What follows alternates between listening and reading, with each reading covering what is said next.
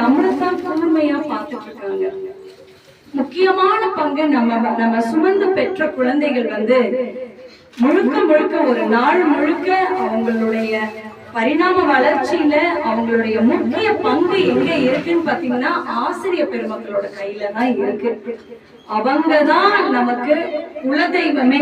ஏன்னா அவங்க சொல்லி கொடுக்கறதும் அவங்க கத்து கொடுக்கறது தான் நம்ம குழந்தைங்க என்ன மாதிரி வளர போறாங்கிறதே இருக்கு. ஆசிரியர் பெருமக்களுக்கும் என்னோட அட்வைஸ் என்னன்னா, குழந்தைங்க நம்மள ஆசிரியர் பெருமக்களை மட்டுமே ஒரு ரோல் மாடலா எடுத்துக்கிறாங்க. Yes I will do. So அந்த மாதிரி அந்த ரோல் மாடல் பாத்தீங்கன்னா நாளைக்கு எங்கேயோ ஒரு பக்கம் அவங்க மனசுல பாதிச்சு அவங்க அந்த மாதிரி ஆகுறாங்க, அந்த டீச்சராவே ஆகுறாங்க.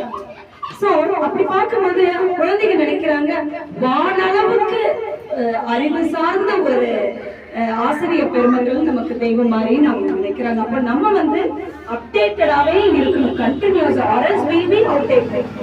சோ ஷூரா டீச்சர்ஸ் எப்பவுமே அப்டேட்டடா இருக்கணும்ன்றது என்னோட. அடுத்தது பாத்தீங்கன்னா நீங்க இன்னைக்கு நம்ம வெளிச்சத்துல உட்கார்ந்து படிக்கிறோம். அதுக்கு முதல் காரணம் தாமஸ் ஆல்வா எடிசன் தான்.